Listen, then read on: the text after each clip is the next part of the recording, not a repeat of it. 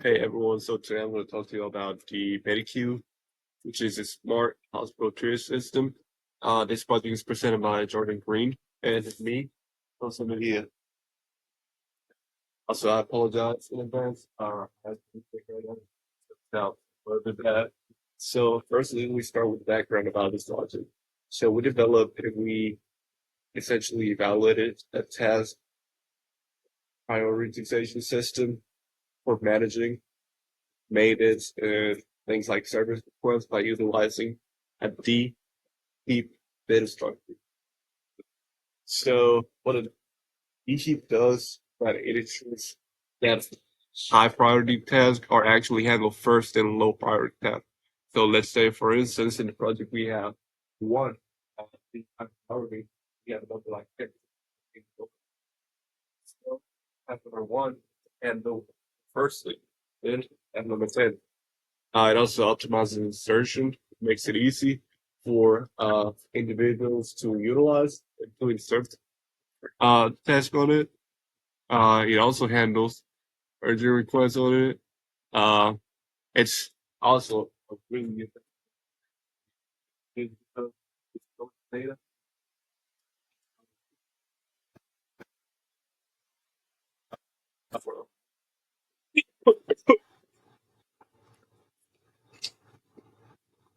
Still, the key functions and things like features. So Mediqueue offers four main functions: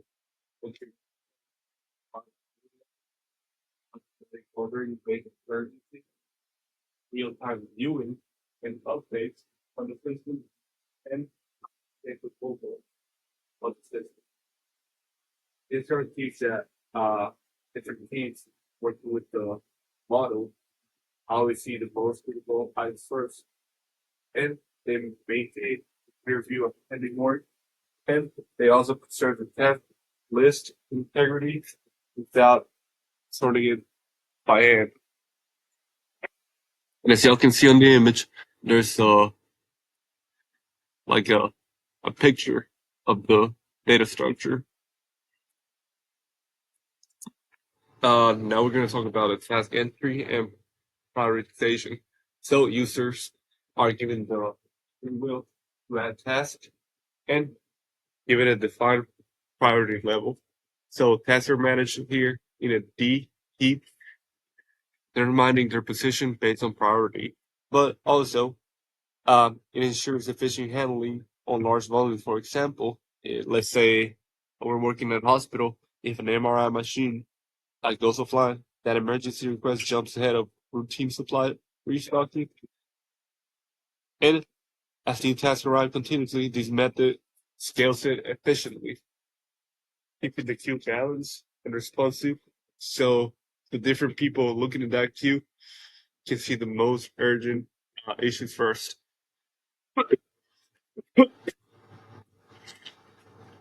Now we look for the functions. So Mediqueue supports create or read, update, and delete operations. So these operations are crucial. They think always need to delete data because things get done.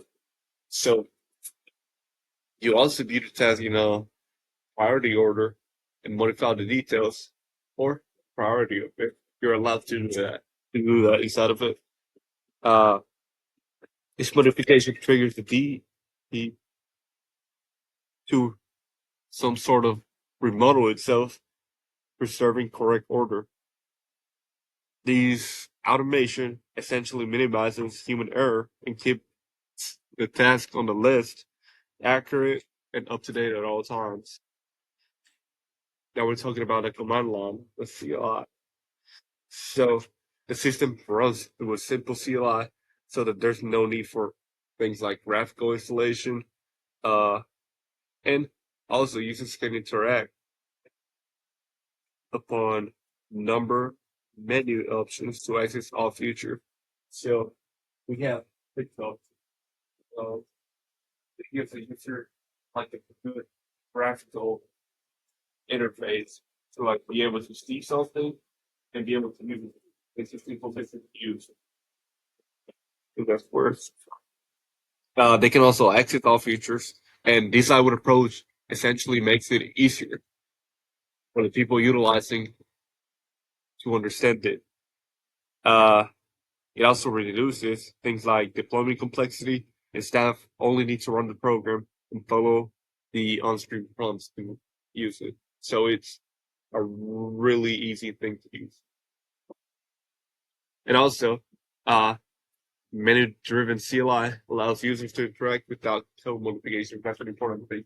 So the people utilizing this won't have to modify the code to work regardless of what happens. So now we're going to talk about the data structure, the heap. So generalize heap structures with the children per node. So essentially, each node has a children. So at the heart of the Mediqueue, we have the heap, obviously. So each node can have children, 3 in our case. Uh, these ternary heap strikes a balance between shallow depth and a manageable branch. So both insertions and deletion take O log n time, which is amazing. Uh, and this happens even if the task list grows. So by adjusting the, you can tune performance for different workloads, and its flexibility and efficiency essentially make it perfect for dynamic and priority driven task management in things like busy hospital environments. So what are the technical requirements and justification?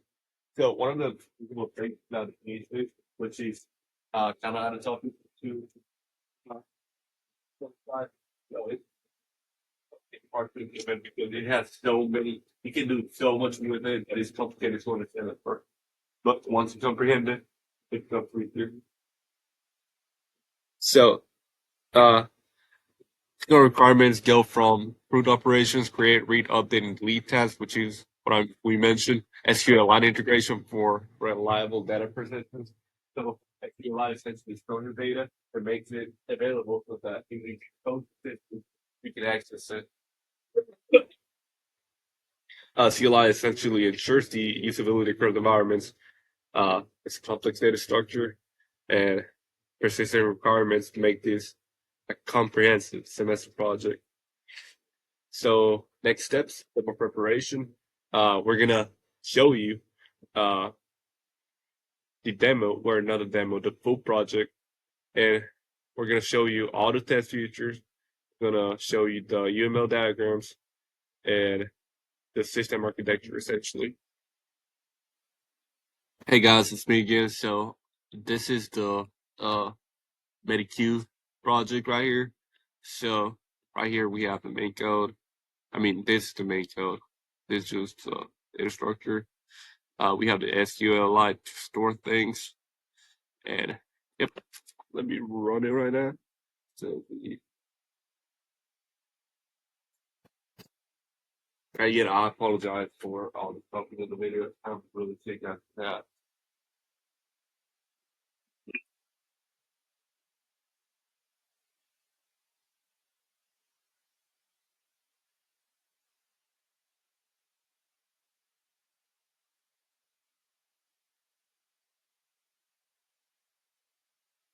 Oh, we run it.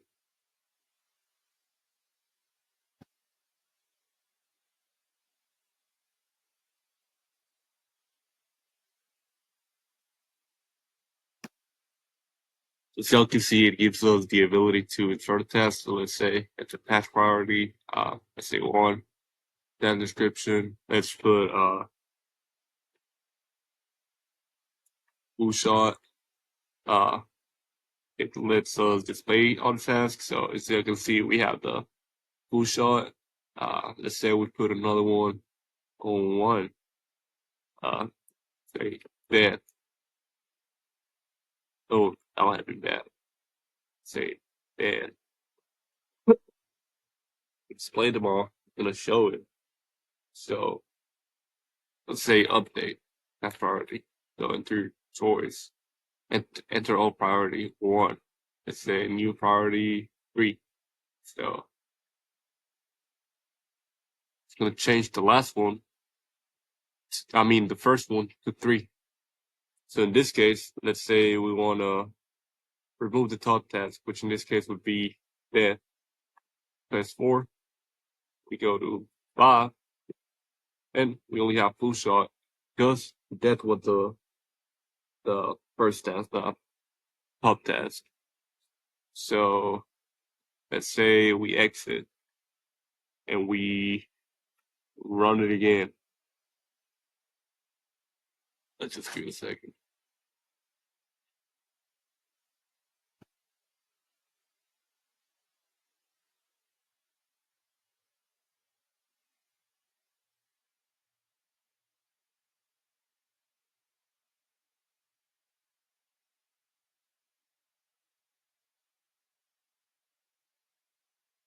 And we press on 5 again.